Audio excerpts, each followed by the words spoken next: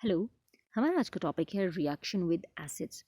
अक्सर metal dilute acid के साथ रिएक्ट करके hydrogen gas and salt form करते हैं। फॉर एग्जांपल, मैग्नीशियम जब HCl के साथ रिएक्ट करेगा, ये सबसे पहले हाइड्रोजन गैस फॉर्म करेगा। So you remove this hydrogen gas और एक सॉल्ट फॉर्म करेगा। तो सॉल्ट फॉर्मेशन के लिए आप यहाँ से मैग्नीशियम और यहाँ से क्लोरीन ले लीजिए। So it will form a salt MgCl2, right.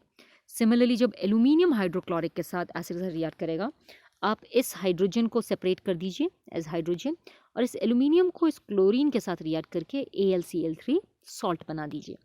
जब जिंक हाइड्रोक्लोरिक एसिड से रिएक्ट करेगा तो हाइड्रोजन गैस हमारा सेपरेट हो जाता है और जिंक क्लोरीन के साथ रिएक्ट करके ZnCl2 बनाता है। सिमिलरली Fe जब HCl के साथ रिएक्ट करेगा, सबसे पहले आप हाइड्रोजन को रिमूव कर दीजिए इस प्रोसेस में, हाइड्रोजन, और ये आपका जो Fe है इसे Cl के साथ कंबाइन करके आप बना दीजिए FeCl2 आयरन क्लोराइड सॉल्ट। अलग अलग मेटल्स की रिएक्टिविटी अलग अलग होती है। कुछ मेटल जैसे मैग्नीशियम बहुत ज़्यादा रिएक्ट करते हैं एसिड के साथ, एल्यूमिनियम थोड़ा कम, जिंक थोड़ा और कम और आयरन सबसे कम रिएक्ट करता है। कॉपर, सिल्वर, गोल्ड अक्सर डाइल्यूट HCl के साथ रिएक्ट नहीं करते हैं।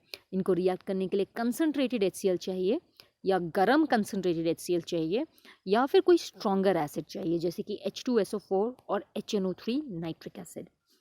नाउ नाइट्रिक एसिड एक बहुत खास तरह का एसिड है जो हाइड्रोजन गैस नहीं फॉर्म करता है क्योंकि it is a very very strong oxidising agent. तो जब भी नाइट्रिक एसिड किसी मेटल के साथ रिएक्ट करेगा तो वो हाइड्रोजन को ऑक्सीजन दे देगा and it will reduce the hydrogen to form water.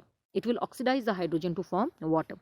तो जब किसी भी चीज़ को हम ऑक्सीजन दे देते हैं, H2 को हमने ऑक्सीजन दे दिया है, तो ये चीज़ ऑक्सीडाइज हो गई है और खुद क्योंकि उसने अपना ऑक्सीजन दे दिया है तो वो रिड्यूस हो जाता है टू फॉर्म NO2 और नाइट्रिक ऑक्साइड।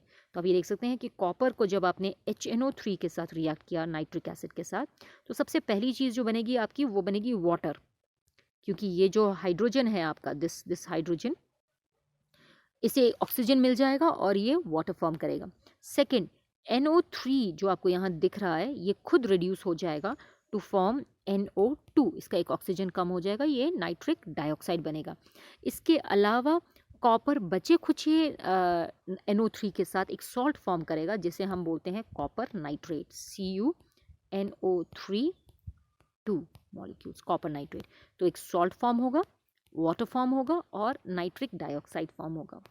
इसमें हाइड्रोजन गैस नहीं निकलती है। आप इस रिएक्शन में देख सकते हैं इसमें डाइल्यूट सल्फ्यूरिक एसिड और जिंक ग्रेन्यूल्स हैं। तो जब जिंक HCl के साथ रिएक्ट करता है तो हमारा एक हाइड्रोजन गैस निकलेगा और जिंक क्लोराइड नाम का सॉल्ट निकलता है। यह हाइड्रोजन गैस इस डिलीवरी ट्यूब के थ्रू इस सोप सॉल्यूशन में आता है। सोप बबल्स बनाने में मदद करता है और इन बबल्स में हाइड्रोजन गैस होती है। जब आप किसी कैंडल को हाइड्रोजन गैस के सामने बर्न करते हैं तो hydrogen will burn with a pop sound. तो इससे हमें पता चलता है कि हाइड्रोजन गैस निकली है। आप इसमें देख सकते हैं कि मैग्नीशियम HCl के साथ रिएक्ट करके बहुत सारी झाग बना रहा है, ये हाइड्रोजन गैस है और एक सॉल्ट बनाता है जिसे मैग्नीशियम क्लोराइड कहते हैं। आयरन में आप देख सकते हैं कि इसमें झाग बहुत कम है, that means it is less reactive. तो जैसे हमने डिस्कस किया था, हाइड्रोक्लोरिक एसिड के साथ रिएक्टिविटी अलग अलग होती है।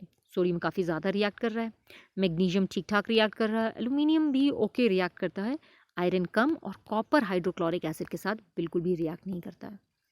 जिंक एंड नाइट्रिक एसिड का हमने देखा था। Nitric acid is a very very strong react oxidising agent.